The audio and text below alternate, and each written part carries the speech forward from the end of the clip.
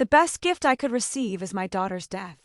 My father said those words into the microphone at my wedding reception, in front of 150 guests, while I stood 3 feet away in my white dress, holding a bouquet of roses that suddenly felt too heavy to carry. The room went silent. Not the peaceful kind of silence, but the kind that crushes your chest and makes you forget how to breathe. That night, alone in my honeymoon suite at the riverside, and while my husband David tried to find words that didn't exist, I sat on the edge of the bed, still wearing my wedding dress, and stared at the handwritten invitation I'd kept folded in my purse all day.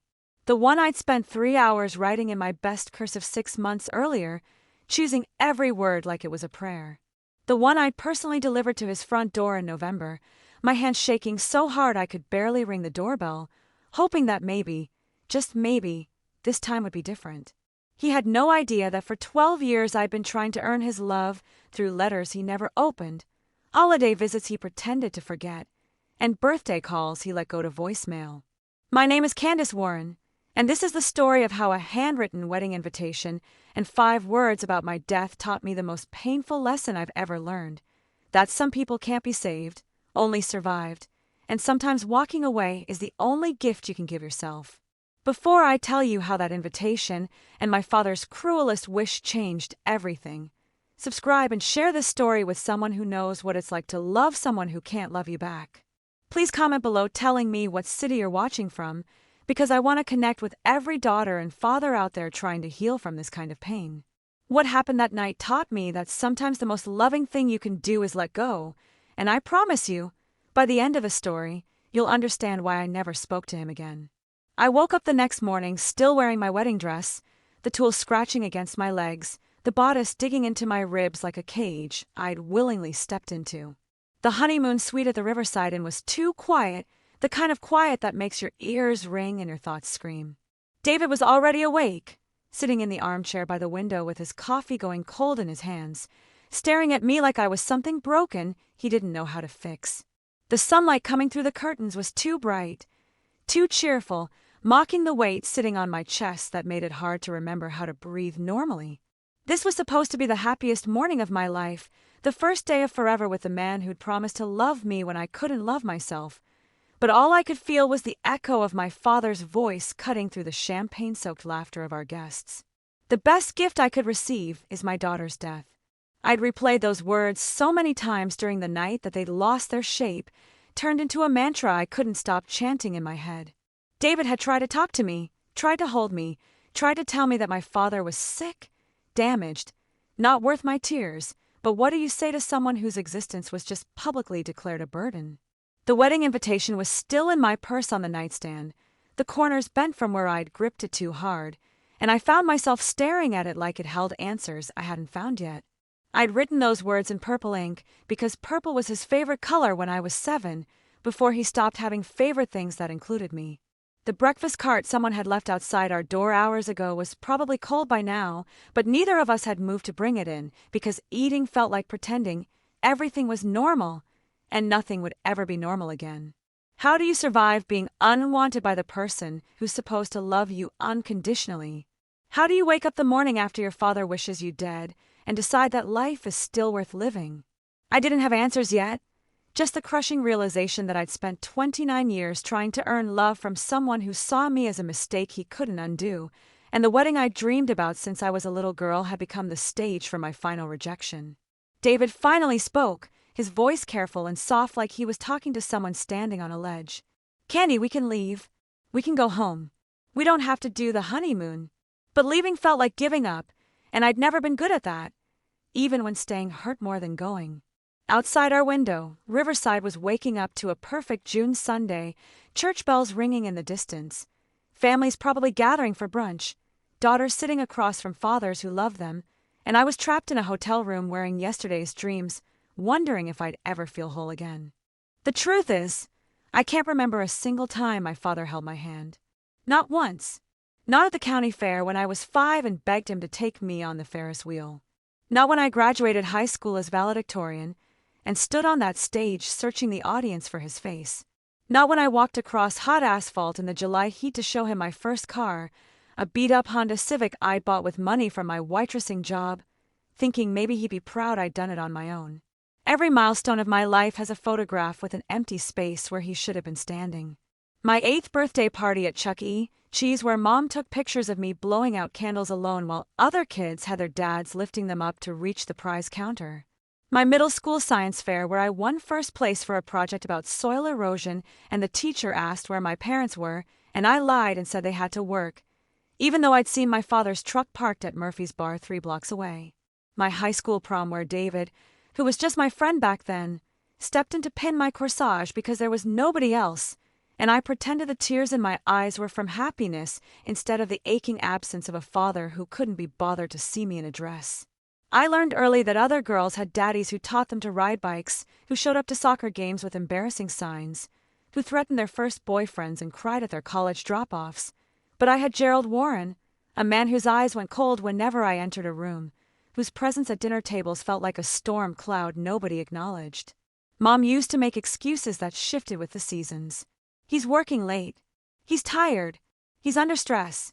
He didn't mean it that way. But children know when they're unwanted the same way they know when it's about to rain. Some instinct in your bones that no amount of adult justification can erase. I remember being 10 and finding him in the garage working on his Mustang, that cherry red 1967 beauty he treated with more tenderness than he'd ever shown me, and asking if he could teach me about cars. He looked at me for maybe 3 seconds before turning back to his engine and saying, "This isn't for little girls." I stood there for another 5 minutes waiting for him to change his mind, oil stains on the concrete floor reflecting the fluorescent lights, the smell of gasoline mixing with my growing understanding that I would never be enough. When I was 13, Mom sat me down after another silent dinner where Dad had eaten without looking up once and told me the story I'd always suspected but never wanted confirmed. I wasn't planned. I was the accident that came 3 years after they decided they were done having kids. The surprise that apparently surprised nobody more than my father, who'd made it clear from the beginning that 2 sons were enough, and a daughter was an unwelcome complication. My brothers, Marcus and James, got camping trips and baseball games and college funds, while I got polite distance and the kind of tolerance you'd show a house guest who'd overstayed their welcome. They moved out by the time I was 12, built their own lives in other states, called Dad on Father's Day with stories about their families, their careers, their successes that made him laugh in ways I'd never heard. At 16, I stopped trying to compete for attention I was never going to receive. I stopped leaving him Father's Day cards. I stopped asking to join family dinners that felt like performances where I'd forgotten my lines. I'd built a life in the margins of his indifference, excelled in school because achievement was the only language I thought he might understand, worked 3 jobs through college to avoid asking him for money that would come with the unspoken price of his resentment. But here's the thing about unwanted daughters. We become archaeologists of absence, collecting evidence of love that never existed, building museums in our hearts dedicated to fathers who were never there. Every empty chair becomes a monument. Every missed moment becomes proof of our unworthiness. And we carry that weight into every relationship, every friendship, every mirror we stand in front of wondering what's so wrong with us that our own fathers couldn't find a reason to stay. My mother told me the truth on a Tuesday afternoon in March when I was 17, sitting at our kitchen table with 2 cups of chamomile tea going cold between us, the steam rising like ghosts of conversations we should have had years earlier. She called me home early from my shift at the diner, her voice on the phone tight with something I couldn't name, and when I walked through the door, she was already sitting there with that look people get when they're about to confess something that's been rotting inside them for too long.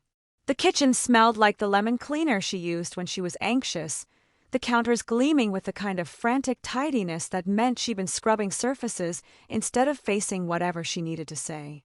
Outside, the March wind rattled the windows of our split-level house in Riverside, and I remember thinking how fitting it was that she'd chosen the ugliest month of the year to finally explain why my father looked at me like I was a punishment he hadn't earned.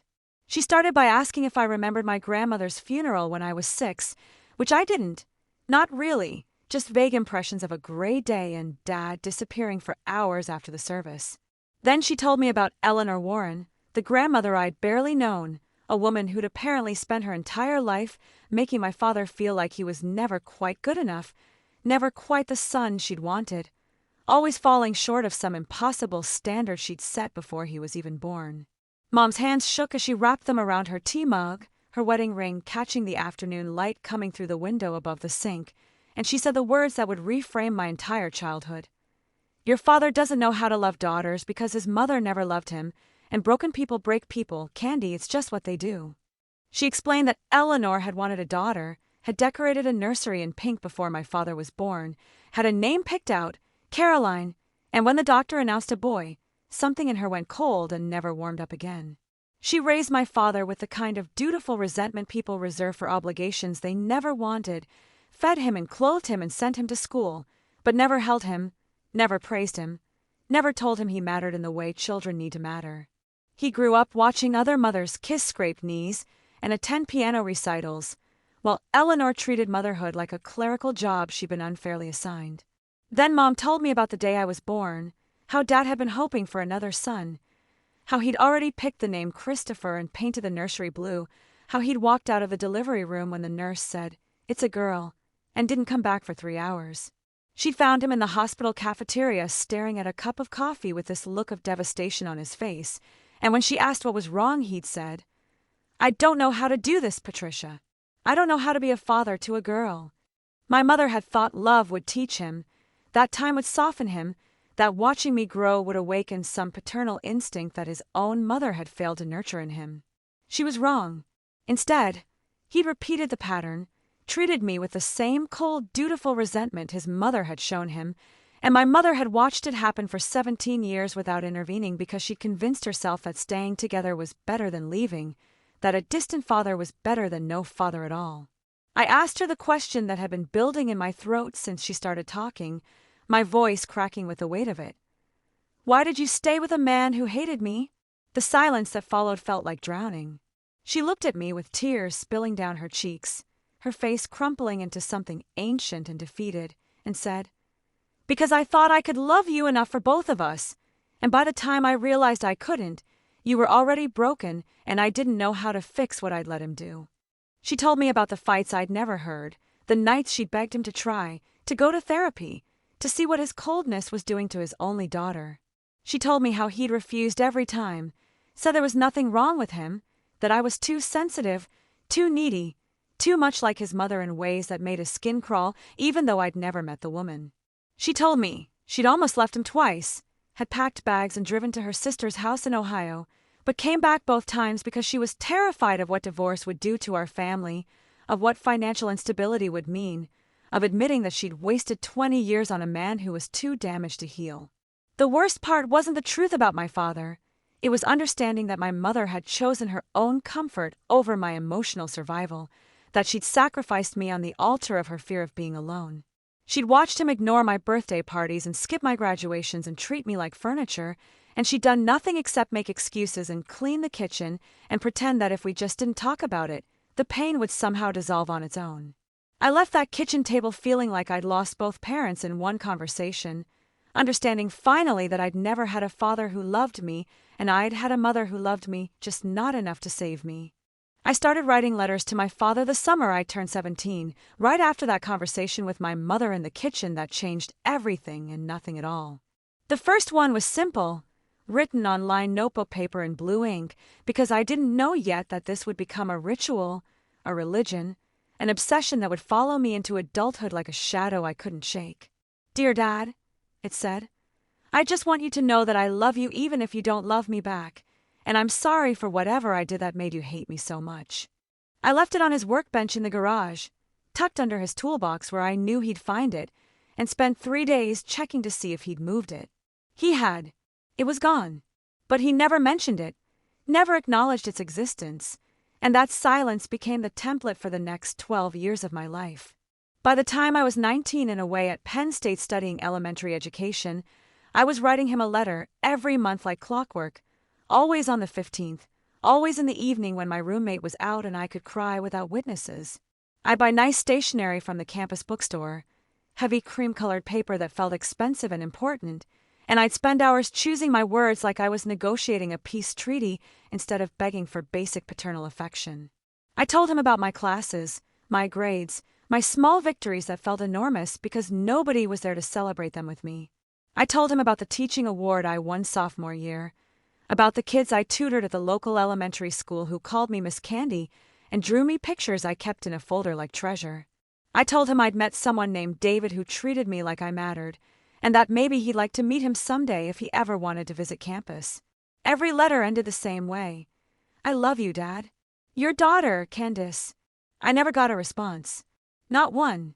But I kept finding evidence that he received them, because Mom would mention casually during our weekly phone calls that she'd seen mail from me on the kitchen counter, or that Dad had asked what I was studying that semester, which meant he'd read enough to know but not enough to care. The letters got longer as I got older, more desperate, more detailed, like if I could just find the right combination of words I could unlock whatever was frozen inside him. I wrote about graduating college, about getting my first teaching job at Riverside Elementary, about buying my own apartment in a converted warehouse downtown with exposed brick and big windows that let in too much light on mornings when I felt too heavy to face the day.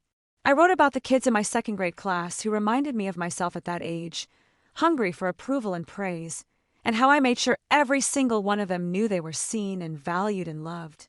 I wrote about David proposing on a Tuesday night in October, nothing fancy, just him on one knee in my living room with a ring his grandmother had left him, and how the first person I wanted to tell was my father, even though I knew better by then. That's when I started saving the letters.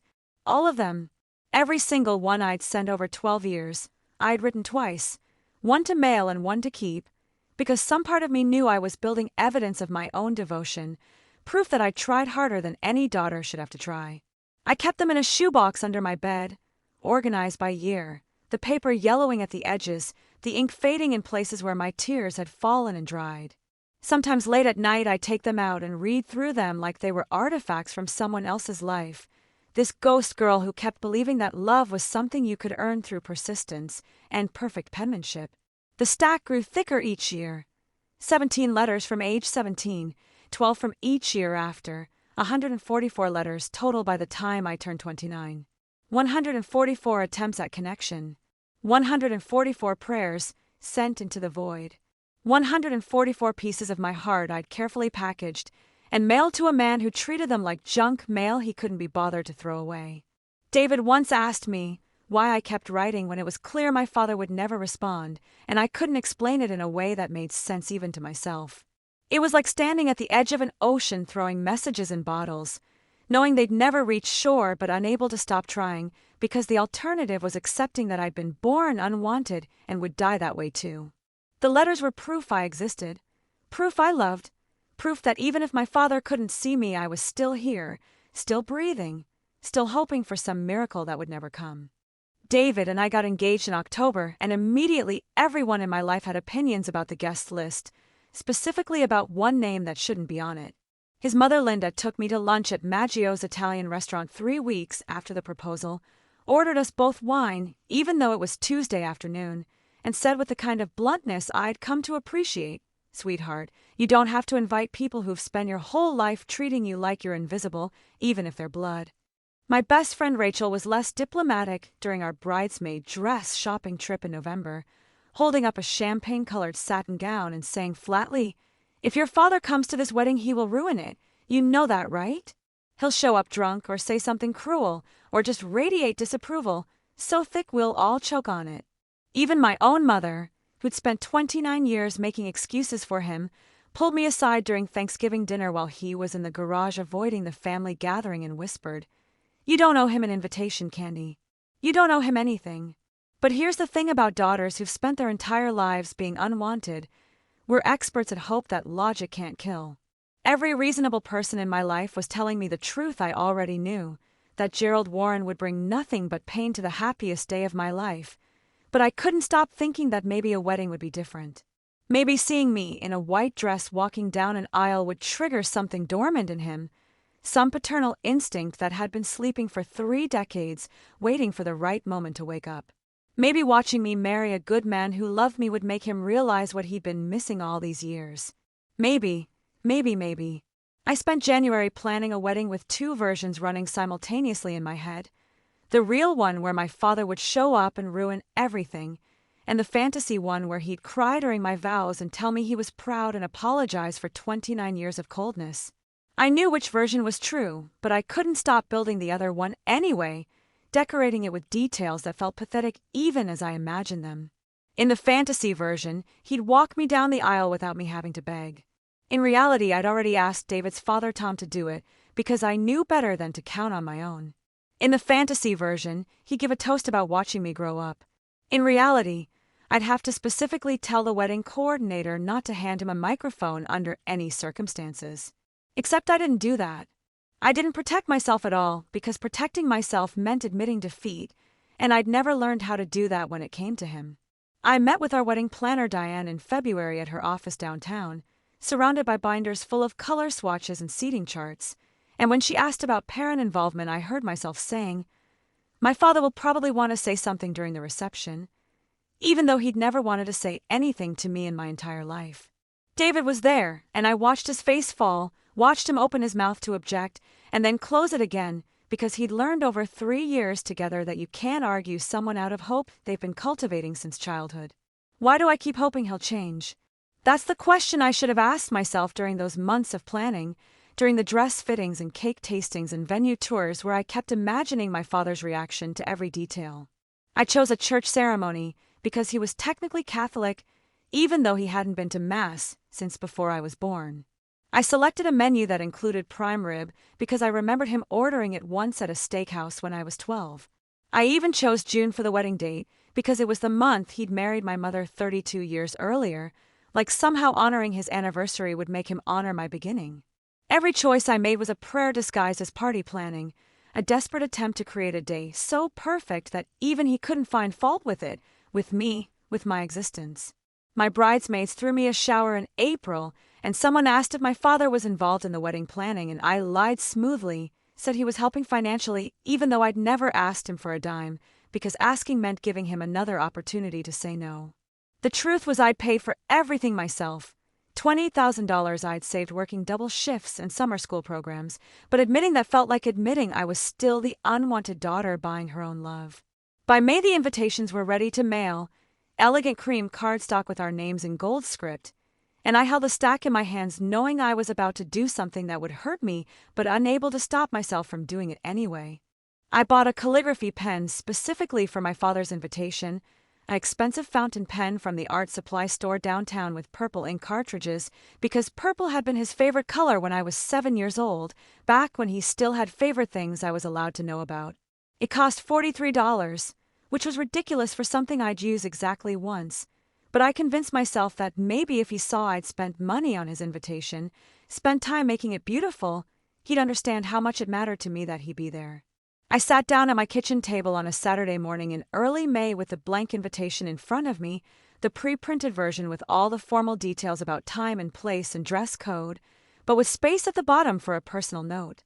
David had already left for his shift at the hospital where he worked as a physical therapist, and the apartment was quiet except for the sound of traffic on River Street below and the hum of the refrigerator that always got louder when I was trying to concentrate. I must have picked up that pen and put it down again 20 times before I actually touched it to paper, my hand hovering over the cardstock like I was defusing a bomb instead of writing a wedding invitation. What do you say to a father who's never wanted you? How do you invite someone to celebrate your happiness when they've spent 3 decades making it clear your existence is their burden? I started with Dad and immediately hated it because we'd never been that casual, never had the kind of relationship where informal terms of affection felt natural. I crossed it out, started over with Father, which felt too formal, too cold, like I was addressing a stranger at a business function. I settled finally on Dad, telling myself that maybe using it would make it true, would cast a spell that turned him into the father I'd always needed him to be. The first draft took me 45 minutes, and I threw it away because my handwriting looked desperate, the letters too large and loopy like I was trying too hard. The second draft I wrote too small, cramping the words together like I was apologizing for taking up space, even on paper. The third draft I got halfway through before a tear fell on the word love and smudged the purple ink into a stain that looked like a bruise. By noon I'd gone through 7 invitations, and my hand was cramping from gripping the pen too tight, and I still hadn't written anything that felt right. I made myself tea, chamomile like my mother always did when she was anxious, and I sat there staring at the blank invitation thinking about all the things I wanted to say but couldn't. I wanted to write, Please come because I've been waiting 29 years for you to show up for me, and this is my last chance to believe you might. I wanted to write, I know you don't love me, but maybe you could pretend for one day that you're proud of who I've become despite you. I wanted to write, why wasn't I enough? What did I do wrong? How do I fix whatever's broken in me that makes me unworthy of your love? But you can't write those things on a wedding invitation. So instead I wrote what I hoped he'd read between the lines. Dad, it would mean the world to me if you'd be there to share this special day. I know we haven't always been close, but you're my father and I'd love to have you there as I start this new chapter. Please come. Love, Candace. I read it over 20 times looking for mistakes, for words that might offend him or push him away, for any excuse he might use to say no. The handwriting was perfect, each letter carefully formed, the purple ink dark and clear against the cream paper. It looked like an invitation from a daughter who had her life together, who was confident and happy and not at all like the broken girl who'd spent 3 hours crafting 32 words. I slipped it into the envelope before I could change my mind, addressed it in the same careful script to the house on Maple Avenue where I'd grown up feeling invisible, and sealed it with a wedding sticker that had our initials intertwined. Maybe if he sees my handwriting he'll remember teaching me cursive at the kitchen table, except he never did that. My third-grade teacher, Mrs. Patterson, did. Maybe if he sees the purple ink he'll remember it was his favorite color, except he probably doesn't remember that anymore, probably doesn't remember anything about the little girl who used to follow him around hoping for crumbs of attention. Maybe if the invitation is beautiful enough he'll see I'm worth celebrating, except beautiful handwriting has never been enough to make someone love you when they've decided you're not worth the effort. I held that envelope in my hands for a long time before I put it with the others to be mailed, and some part of me already knew I was making a terrible mistake. But hope is a disease that no amount of evidence can cure. I could have mailed it, should have mailed it. Every person in my life would have told me to mail it if I'd asked, to put it in the pile with the other 149 invitations, and let the postal service handle the delivery, so I wouldn't have to see his face when he received it. But I didn't ask anyone because I already knew I was going to drive across town on a Wednesday evening in November and hand-deliver it myself, stand on the porch of the house where I grew up and ring the doorbell like I was selling something he didn't want to buy. I told myself I was doing it because hand delivery felt more personal, more meaningful, showed that I cared enough to make the effort. The truth was I needed to see his reaction, needed to witness the moment he held my wedding invitation in his hands and decided whether I was worth 3 hours of his time 6 months from now. I left work at Riverside Elementary at 4:30, my second grader's artwork still covering my hands in traces of paint and glue, and drove to the house on Maple Avenue with the invitation in a manila envelope on my passenger seat like it was something fragile that might shatter if I hit the brakes too hard. The drive took 12 minutes through familiar streets that felt haunted by the ghost of who I used to be, past the park where I'd spent summers on swings, waiting for a father who never came to push me, past the pharmacy where I'd bought my first makeup with babysitting money because nobody taught me how to apply it. The house looked exactly like it had when I moved out at 18. Same beige siding, same brown shutters, same front porch with a rocking chair my mother had bought at a yard sale that my father never sat in. His truck was in the driveway, that same Chevy Silverado he'd had since I was in high school, and my heart started hammering so hard I could feel it in my throat. I sat in my car for 10 minutes trying to breathe normally, watching the sun set behind the roof of my childhood home, the sky turning that particular shade of orange that reminded me of autumn evenings doing homework alone at the kitchen table while he watched television in the basement. My hands were shaking when I finally got out of the car, the manila envelope gripped so tight it was starting to crease at the edges. The walk from my car to the front door couldn't have been more than 30 feet, but it felt like crossing a desert. Every step heavy with the weight of 29 years of rejection I was somehow still hoping to reverse. I rang the doorbell and heard it echo through the house, that same two-tone chime that used to make my stomach drop when I was a kid coming home from school wondering what mood I'd find him in. Footsteps. His footsteps, heavier than I remembered, the sound of someone who'd gained weight and age since the last time I'd stood on this porch hoping for welcome. The door opened and there he was, Gerald Warren at 58 years old, gray hair thinner than it used to be, wearing the same style of flannel shirt he'd worn my entire life, and for just a second, maybe half a second, I saw something in his eyes that might have been surprise or recognition or the ghost of paternal feeling. Then it was gone, replaced by that familiar coldness I knew better than my own reflection. Candace! Not a question, not a greeting with warmth, just my name stated like a fact he wasn't particularly happy about. My voice came out smaller than I wanted, younger than my 29 years. Idat. I'm sorry to show up unannounced. I just wanted to give you this in person. I held out the envelope and watched him take it with hands that were bigger than mine, callous from years of construction work that had always been more important than knowing his daughter. He didn't open it right away, just held it between us like it was a subpoena instead of an invitation to celebrate. What is this? He knew. Of course he knew. But he was going to make me say it out loud, make me perform my own humiliation. It's my wedding invitation. I'm getting married in June, to David Chun. I've mentioned him before in my letters. Something flickered across his face at the mention of the letters. Acknowledgement, maybe that he'd actually read them, even though he'd never responded. June 8th at St. Catherine's Church, reception at the Riverside Community Center. It would mean a lot to me if you'd come. The silence that followed lasted maybe 10 seconds, but felt like drowning. He looked down at the envelope, then back at me, and I could see him calculating, weighing whether his daughter's wedding was worth the inconvenience of pretending to care for an afternoon. Finally, he said, "I'll check my schedule," which we both knew meant he had no schedule worth checking but needed to establish that my wedding was not automatically his priority. Then, and this surprised me more than anything else that happened that night, he said, "Tell your mother to send me the details," which meant he was coming, or at least that he wasn't saying no. I should have felt victorious. Instead, I felt hollow, standing on that porch, realizing that even my wedding couldn't inspire enthusiasm from him, just reluctant obligation. "Okay. Thank you, Dad." I turned to leave and made it 3 steps before I heard him say, "Candace." I turned back, hope flaring stupidly in my chest.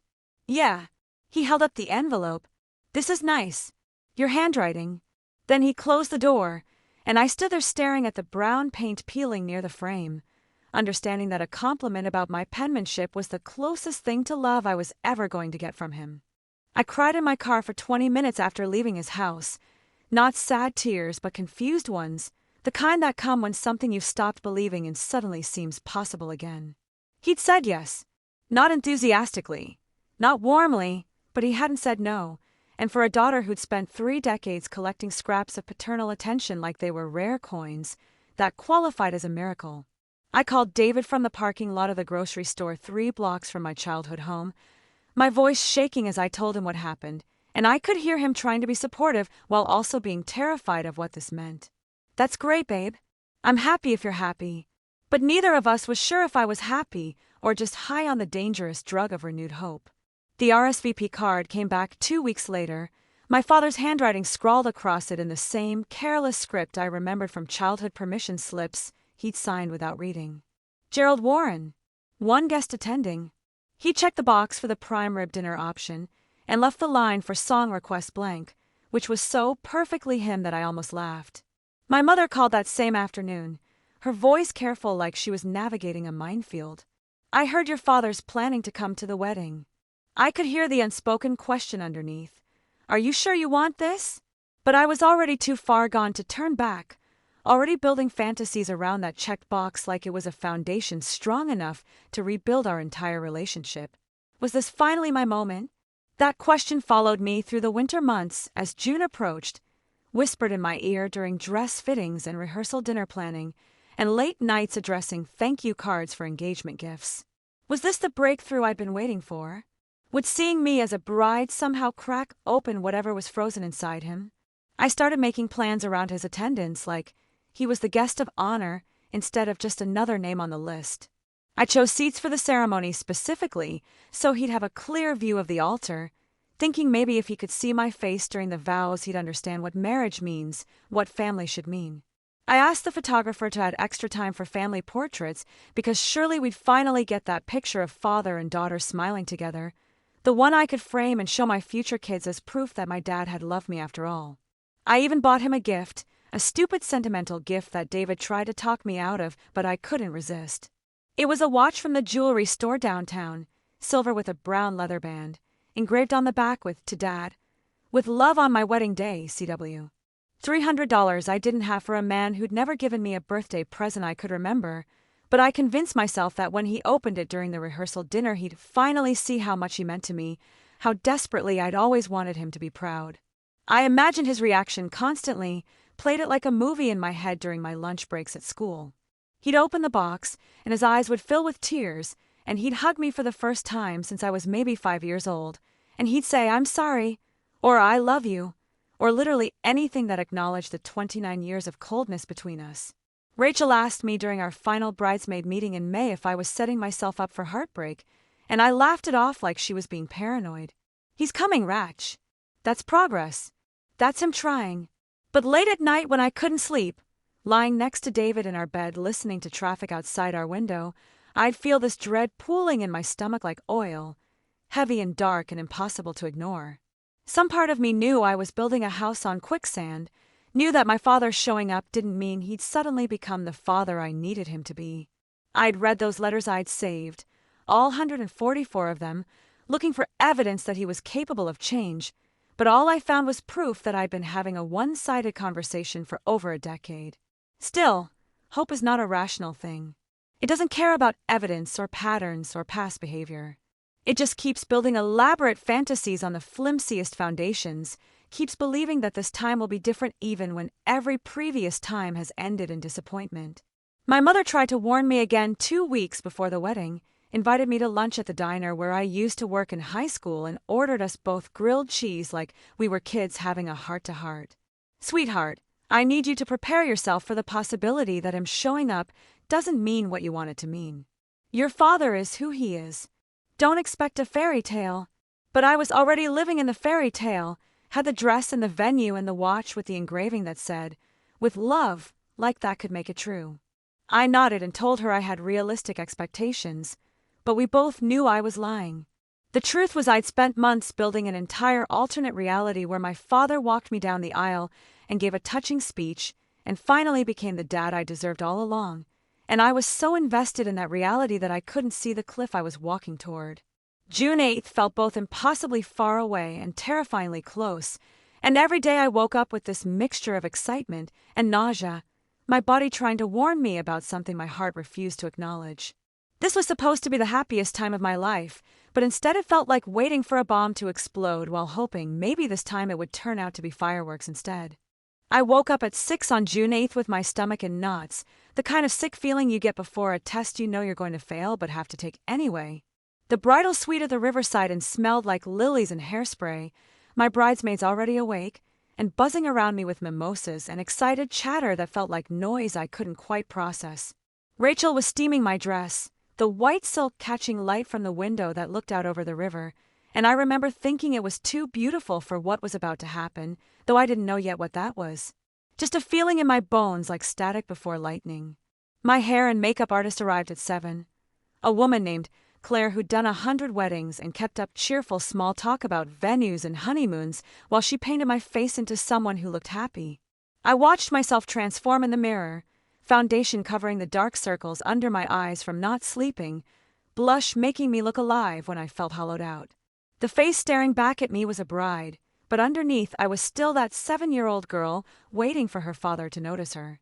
My mother came in around 8:30, already dressed in her navy blue mother of the bride dress, and I could see she'd been crying even though she tried to fix her makeup.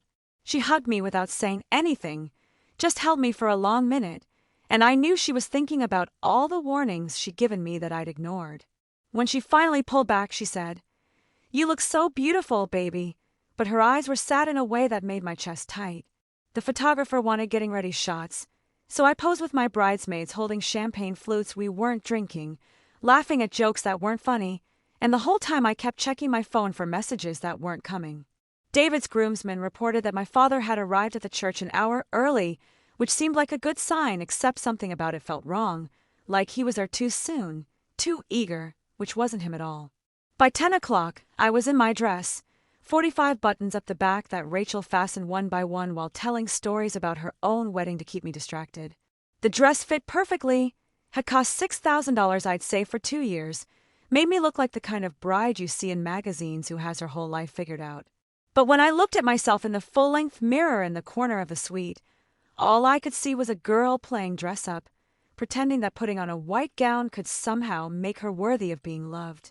My bouquet arrived at 10:30, white roses and lilies that matched the church decorations, and the florist made a fuss about how gorgeous everything looked while I stood there feeling like I might throw up.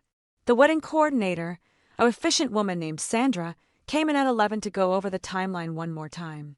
Ceremony at noon, cocktail hour at 1, reception at 2, toasts at 3.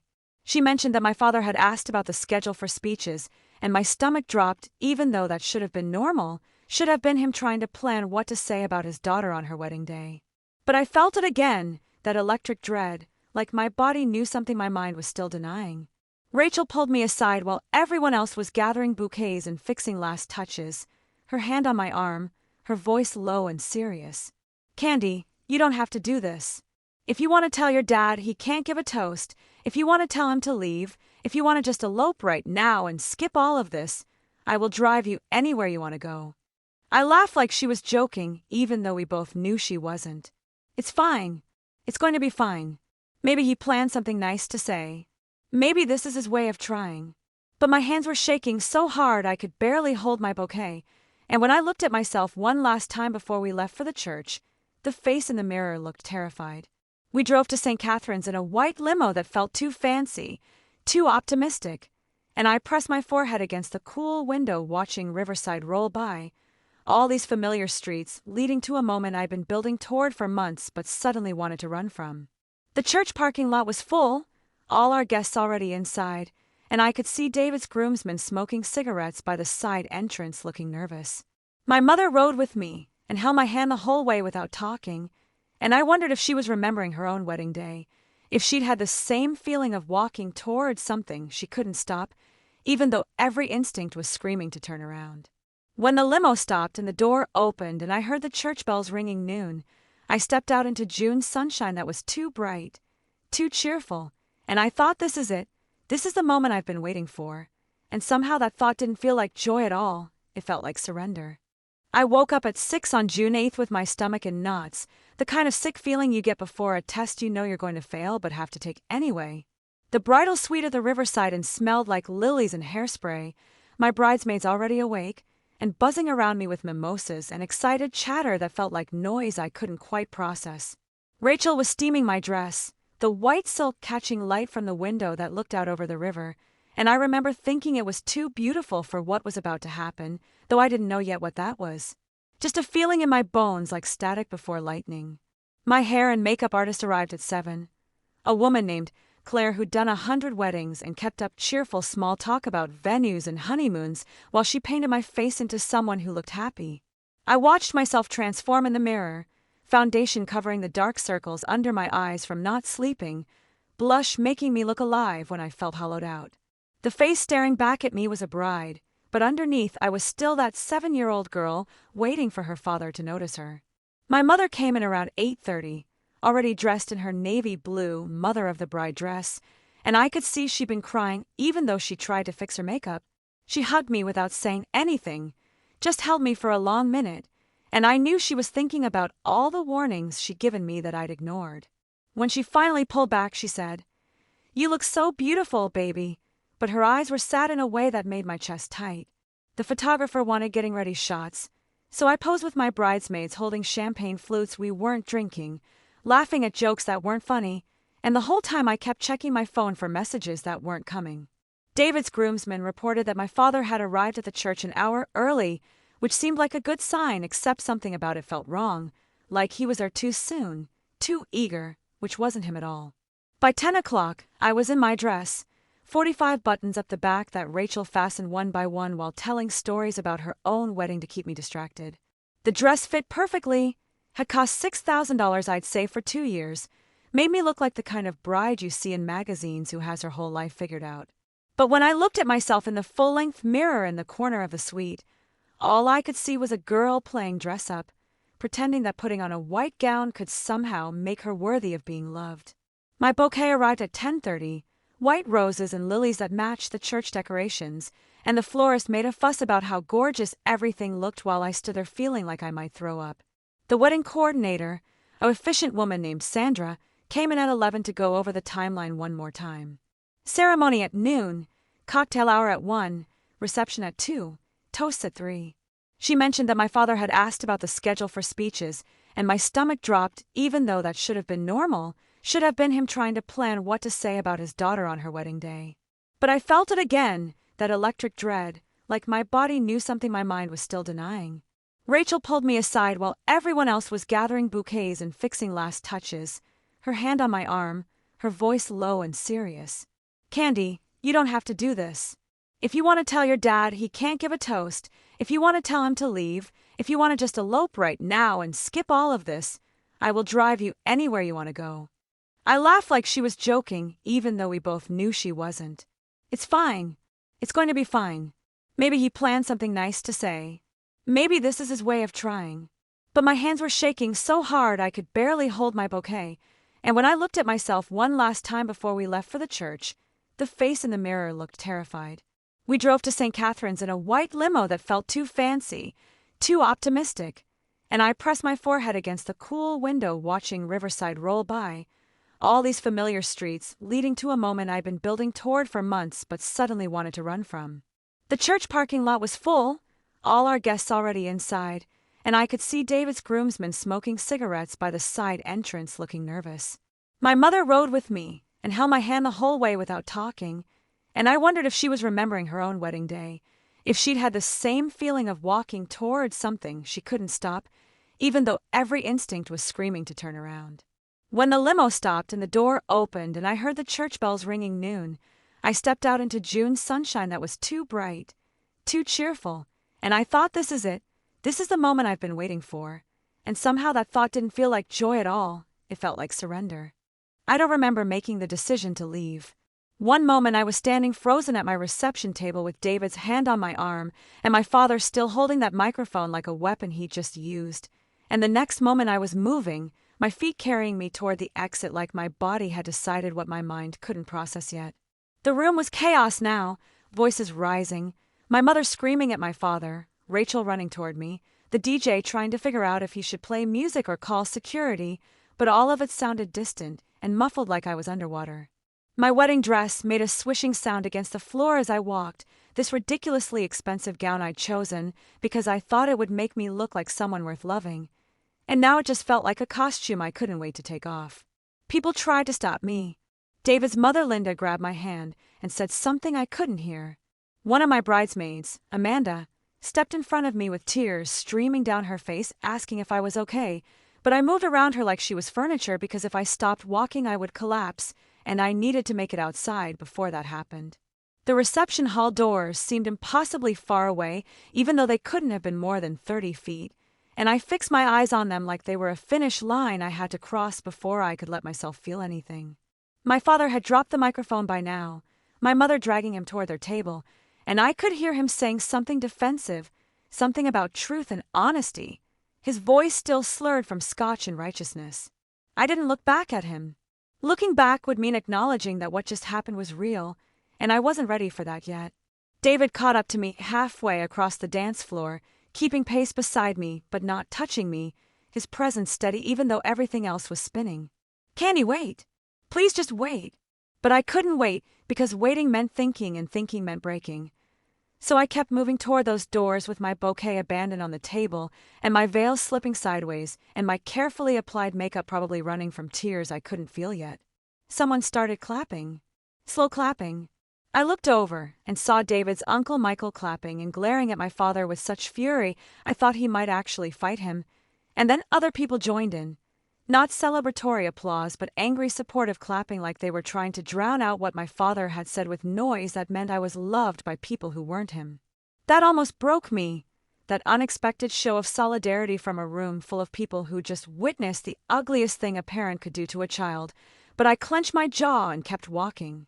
The doors opened when I pushed them, and June air hit my face, warm and thick and smelling like roses from the garden outside the community center, and I made it 5 steps into the parking lot before my legs stopped working. I stood there on the asphalt in my white dress looking at all the cars decorated with just married signs and tin cans, all the celebration accessories for a marriage that had started with a death wish from the one person who should have blessed it. My purse was still inside on my chair, and I realized I didn't have my phone or my keys or anything except the dress I was standing in and the knowledge that I'd finally reached my limit. That's when I noticed the wedding invitation on the ground near my feet, the handwritten one I'd carried in my purse all day like a talisman. It must have fallen when I stood up or when I was walking out, and now it was lying face up on the concrete with a tire mark across my father's name where someone had driven over it. I picked it up with shaking hands and stared at the purple ink I'd spent 3 hours perfecting, the careful cursive that spelled out, "It would mean the world to me if you'd be there." And I started laughing, this hysterical broken sound that came from somewhere deep in my chest where I'd been storing pain for 3 decades. The invitation was ruined, dirty and torn at one corner, and it felt like the most honest thing about this whole day. I'd spent months creating something beautiful for someone who'd never wanted it in the first place, and now here it was destroyed on the pavement like every hope I'd ever had about him. David came through the doors looking devastated, followed by Rachel and my bridesmaids, all of them ready to comfort me or defend me or whatever I needed them to do, but I just held up that ruined invitation like it explained everything. "I kept this in my purse," I said, my voice sounding strange and high. "All day. Like if I kept it close enough he'd remember that I'd chosen every word carefully." Rachel took it from my hands gently and then pulled me into a hug that finally broke whatever was holding me together, and I sobbed into her shoulder, still wearing my perfect wedding dress in a parking lot where my marriage reception continued without me inside.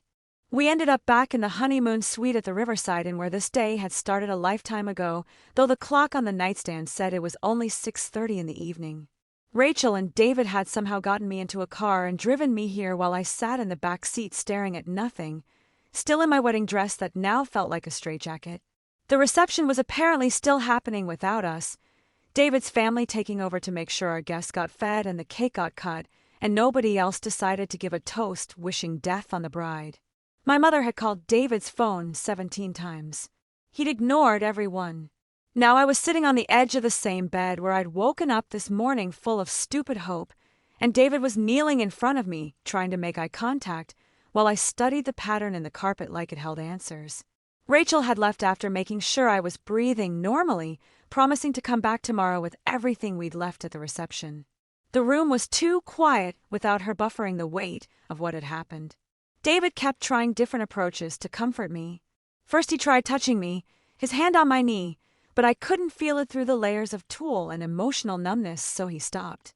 Then he tried words, telling me my father was sick, damaged, not worth my pain, all the things people say when they're trying to make sense of cruelty that has no sense.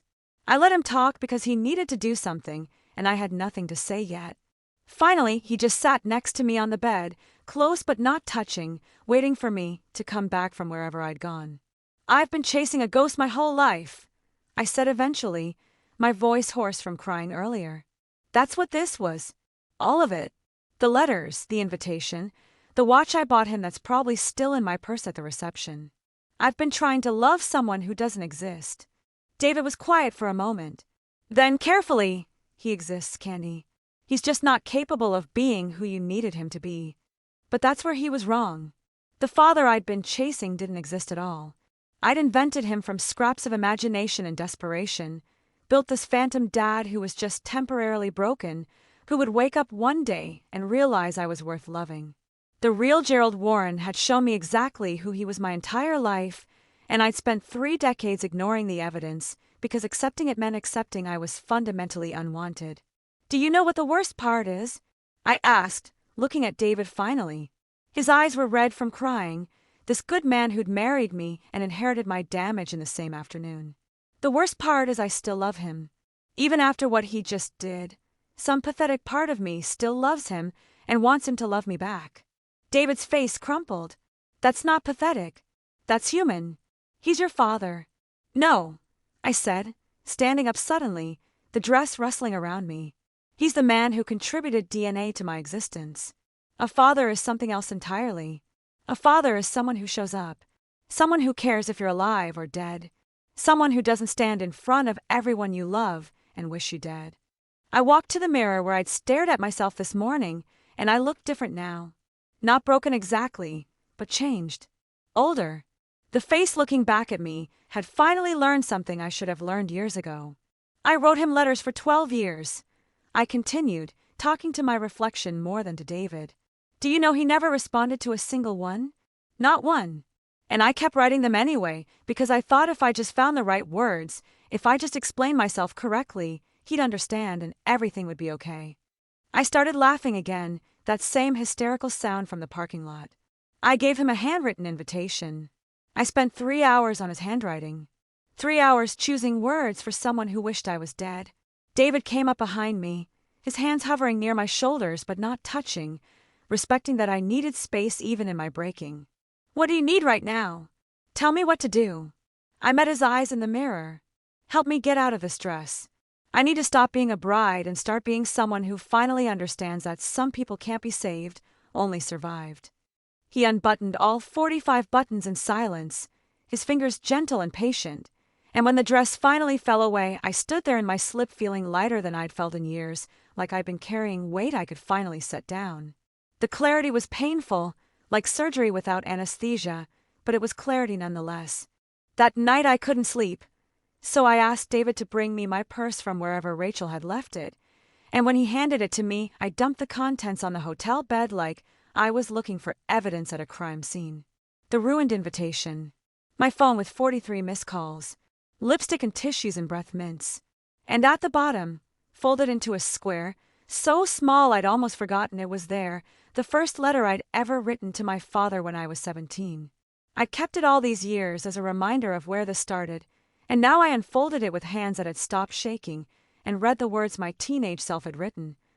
I just want you to know that I love you even if you don't love me back. 12 years of letters condensed into one sentence that had never changed no matter how sophisticated my vocabulary became. I opened my phone and started scrolling through my calendar, looking at all the dates I'd marked over the years, all the attempts at connection I'd carefully documented like a scientist tracking a failed experiment. Father's Day 2016 when I'd driven 3 hours to take him to lunch and he'd canceled 30 minutes before, claiming car trouble, even though I'd seen his truck at the grocery store the next day. Christmas 2017, when I'd bought him that expensive power tool said he'd mentioned wanting, and he'd opened it without comment, set it aside, and never mentioned it again. His birthday in 2018 when I'd organized a surprise party with my brothers, and he'd walked in, looked around the room, and asked when everyone was leaving. March 2019 when I'd invited him to career day at my school to talk about construction work, and he'd said yes, then never showed up, leaving me to explain to my second graders why the special guest wasn't coming. Thanksgiving 2020 during COVID when I'd quarantined for 2 weeks just to safely have dinner with him, and he'd spent the entire meal on his phone. Each entry a small death I'd convinced myself didn't matter. David watched me scroll through years of rejection and said quietly, "Candy, you don't have to do this to yourself." But I did. I needed to see the full scope of it, needed to count every attempt so I could finally understand that this wasn't about me not trying hard enough. I pulled up my email and searched for every message I'd sent him, the chain going back to 2013 when I first got my teaching job. Dad, thought you'd want to know I got hired at Riverside Elementary. Sent, never answered. Dad, I made Teacher of the Month, wanted to share. Sent, never answered. Dad, David and I are serious. Would love for you to meet him. Sent, never answered. 100 emails forming a one-sided conversation with someone who'd made it clear through silence that he didn't care to respond. I found photos on my phone from events he'd missed, scrolling through a gallery of absence. My college graduation where the seat I'd reserved for him stayed empty. The 5K race I'd run for charity where I'd texted him my finish time and he'd never congratulated me. The faculty award ceremony, where I'd won recognition for my literacy program and scanned the audience, hoping somehow he'd surprise me. Every photograph told the same story. Me achieving, me trying, me hoping, and him nowhere to be found. How did I not see the pattern? I asked David, who was sitting beside me watching this archaeological dig through my own pain. How did I keep thinking the next time would be different? He didn't have an answer because there wasn't one that made sense. Hope doesn't follow logic. It just keeps insisting that if you try hard enough, care enough, love enough, eventually you'll break through whatever wall separates you from the person you're trying to reach. But some walls aren't meant to be broken through, because they're not walls at all, They're just the shape of a person who was never going to let you in. I thought about the watch I'd bought him, still in its box somewhere at the reception hall, engraved with words that assumed he felt something he'd never felt. I thought about the handwritten invitation, the purple ink, the 3 hours spent crafting sentences for someone who'd responded by wishing me dead. I thought about 12 years of letters sent into a void that never echoed back. But more than that, I thought about the 29 years before the letters started, the childhood of empty chairs and forgotten birthdays and garage conversations that never happened. The pattern didn't start at 17. It started the day I was born a daughter instead of a son, the day I became the disappointment my father never wanted and never forgave me for being. This wasn't 12 years of rejection. It was an entire lifetime. I need to write something, I told David suddenly, reaching for the hotel notepad on the nightstand. One more letter. But not to him.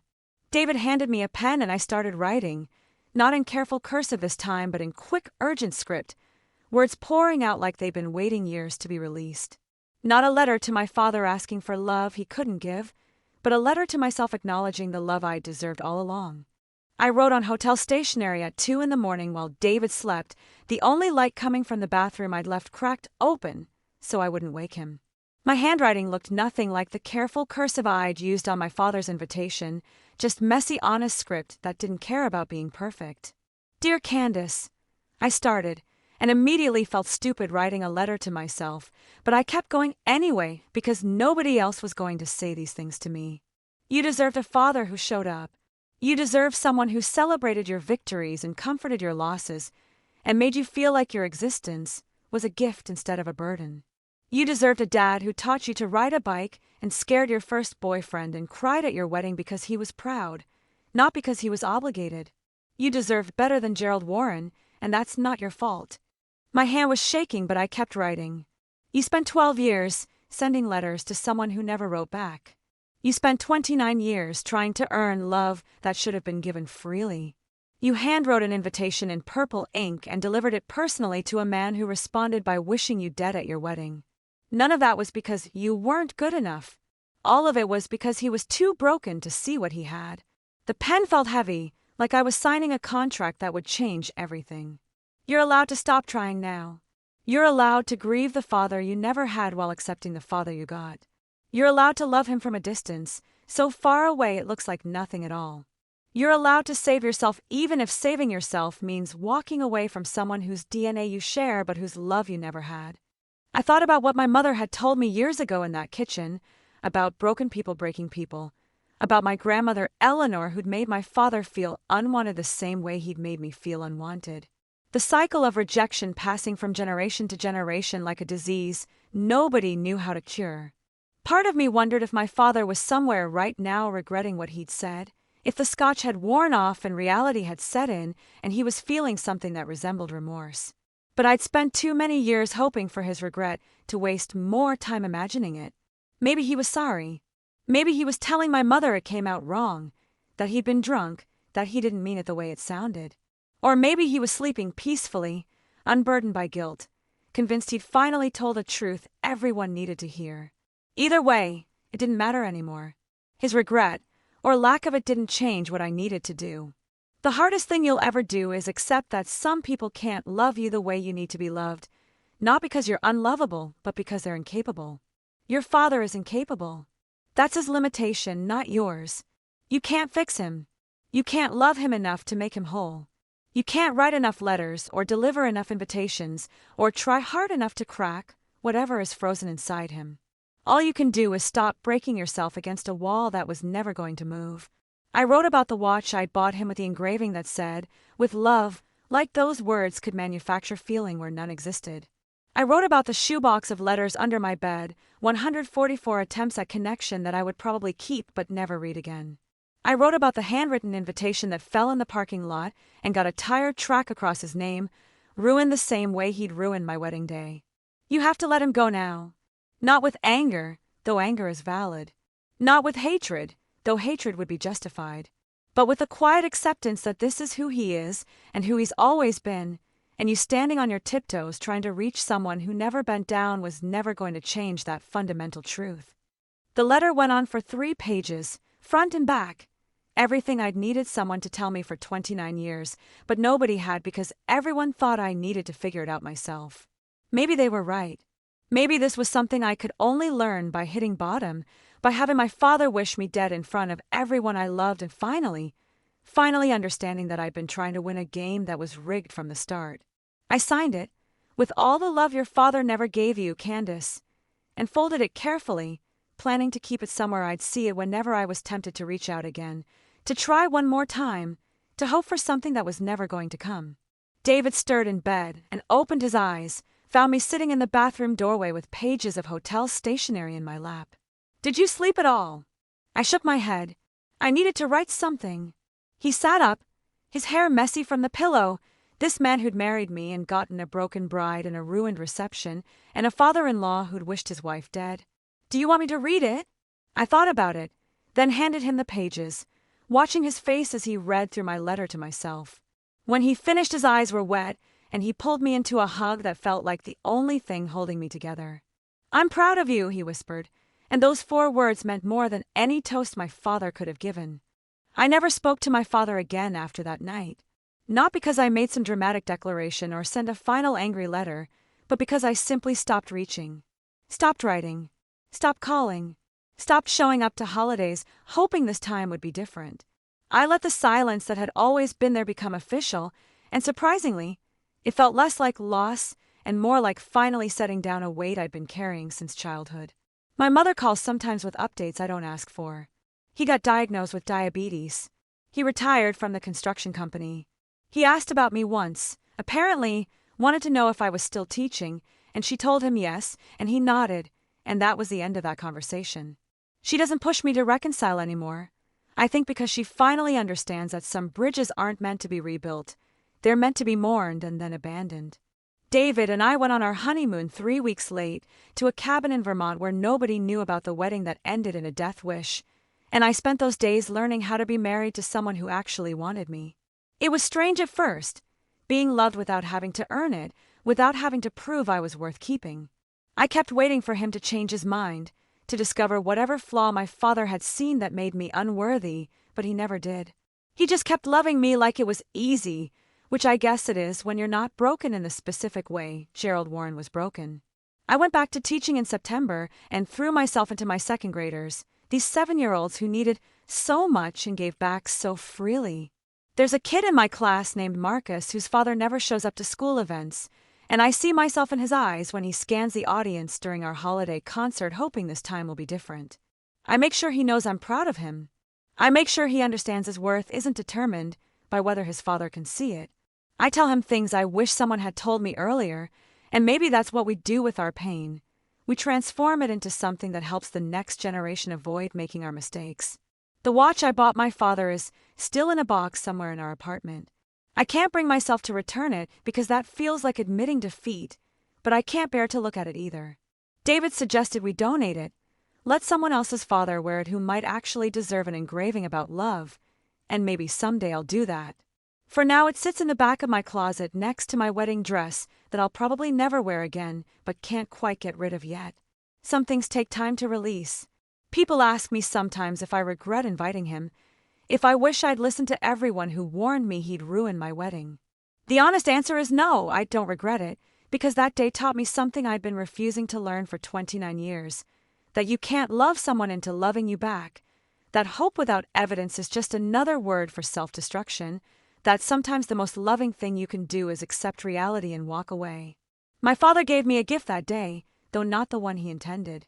He freed me from the fantasy I'd been living in, the one where enough effort and perfect handwriting and purple ink could transform a man incapable of paternal love into the father I deserved. What are you holding on to that's destroying you? That's the question I ask myself now when I'm tempted to reach out, when I see a father and daughter laughing at the grocery store and feel that familiar ache. What worth are you overlooking in yourself while you're busy chasing validation from people who will never give it? I think about all the daughters out there writing letters that never get answered, buying gifts that never get acknowledged, hoping for fathers who will never show up, and I want to tell them what I finally learned. Your worth was never dependent on their ability to see it. You were born worthy. You've always been worthy. Their blindness to that fact says everything about them and nothing about you. Some people can't be saved, only survived. Some relationships can't be fixed, only released. Some fathers will never be who you need them to be, and you can spend your whole life trying to change that, or you can spend your life building something beautiful with people who actually want to be there. I chose the latter, finally, and it turns out life is lighter when you're not carrying the weight of someone else's incapacity to love you. If Sarah's story resonated with you, if you know what it's like to love someone who can't love you back, tell me in the comments what city you're watching from, because I want to know where my daddy's girl family is healing around the world. Is there someone in your life you've been overlooking, or someone whose love you've been chasing that you need to let go? Sometimes the most valuable person is the one looking back at you in the mirror, the one you've been ignoring while you chase validation from people who will never give it. Don't forget to subscribe, because this daughter has many more stories about learning to see your own worth when others refuse to. Your existence is not a burden. It never was. Some people are just too broken to carry the gift of you.